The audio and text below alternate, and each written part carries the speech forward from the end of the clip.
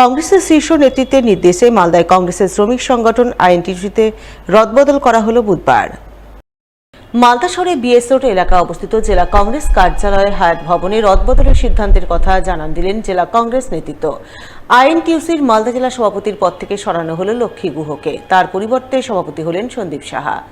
এখন district level থেকে আমাদেরকে আইএনটিইউসির আমাকে প্রেসিডেন্ট করেছে, ওয়ার্কিং প্রেসিডেন্ট করেছে কাজী নজরুল ইসলাম, হিজুল রহমানকে করেছে জেনারেল সেক্রেটারি জেনারেল, তারপরে জয়দেব মণ্ডল, মানে এটা জয়েন্ট সেক্রেটারি। আমাদের ডিস্ট্রিক্ট কমিটি যেটা ভালো বুঝেছে সেটাই করেছে।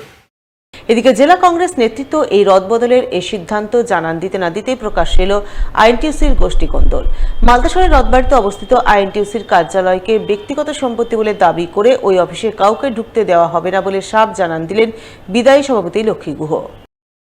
আর কারো আইএনটিইউসি করার ইচ্ছে থাকে নিজের পৈতৃক সম্পত্তিতে করুক, আমার কোনো আপত্তি নেই। যদি লিখে দিয়ে থাকে আমার কোনো আপত্তি নেই, কিন্তু বিশ্বনাথ গুহ সম্পত্তিতে 42,000 টাকা ট্যাক্স, 17 বছর আপনারা জানেন বিশ্বনাথ গুহ মারা গেছে 17 বছর হলো। 42,000 টাকা ট্যাক্স, 3.5 লাখ টাকা মার্চের 25 তারিখে লাইনের বিল 17 বছরে কেন বাকি থাকবে?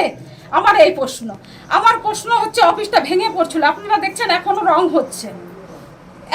হচ্ছে, কালকে 1 মে আছে। যদি কাউকে লিখে দিয়ে থাকে কোনো আমার আপত্তি নেই ভাই, কিন্তু আমার অফিসে আমি কাউকে অ্যালাউ করব না।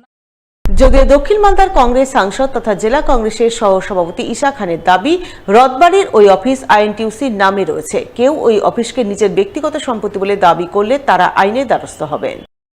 ঘর হচ্ছে আইএনটিইউসি এর নামে, তো আমরা আইনের পার্টি, যে স্টেপগুলো নিতে হবে আমরা আইনের স্টেপ নিব। আমরা কোনো অশান্তি চাই না, সেটা আমরা তদন্ত করে দেখছি। আপনি যে কথা বলেন কি আইএনটিইউসি তুলে দিয়েছে, ওটা আইএনটিইউসি নামে রেজিস্টার্ড আছে, ইলেকট্রিক বিল বোধ হয় আইএনটিইউসির নামে আছে, সব কিছু আইএনটিইউসির নামে আছে। তো ওটা লিগালি থেকে কোনো প্রবলেম আমাদের নেই। এখন যদি আপনি যে কথা বলেন আমরা তদন্ত করছি। উত্তরবঙ্গ উন্নয়ন দপ্তর থেকে কয়েক লক্ষ টাকা বরাদ্দে নবনির্মিত এক রাস্তার কাজ উদ্বোধন হয়ে গেল মালদার রতুয়া 2 নম্বর ব্লকে। বুধবার রতুয়া 2 নম্বর ব্লকের শ্রীপুর 2 নম্বর অঞ্চলের পলাশবোনা এলাকায় এই রাস্তার উদ্বোধন হয়। ফিতে কেটে নারকেল ফাটিয়ে রাস্তার আনুষ্ঠানিক উদ্বোধন করেন মালতীপুরের বিধায়ক আব্দুর রহিম বক্সী। এছাড়া উপস্থিত ছিলেন রতুয়া 2 নম্বর পঞ্চায়েত সমিতির সভাপতি মোহাম্মদ আমিনুল, স্থানীয় অঞ্চল প্রধান আনিকুল হক সহ অন্যান্যরা। বিধায়ক আব্দুর রহিম বক্সী জানান, পলাশবোনা এলাকার বাসিন্দারা তার কাছে পাকা রাস্তার দাবি জানিয়ে এসেছিলেন।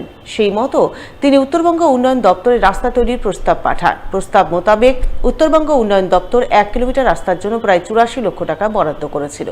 সেই বরাদ্দকৃত অর্থে রাস্তা তৈরি হয়েছে, যা আজ তিনি উদ্বোধন করলেন।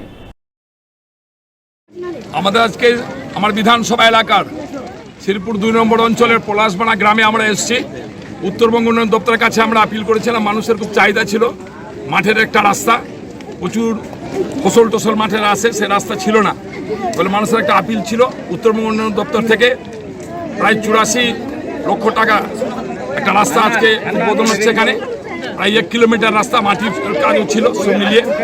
সেই রাস্তাটা এখানে হচ্ছে, মানুষের সে আশা পূরণ হচ্ছে এবং কিছু কাজ আরও থেকে গেল, যে কাজগুলো আমরা দ্রুত গতিতে করতে পারবো।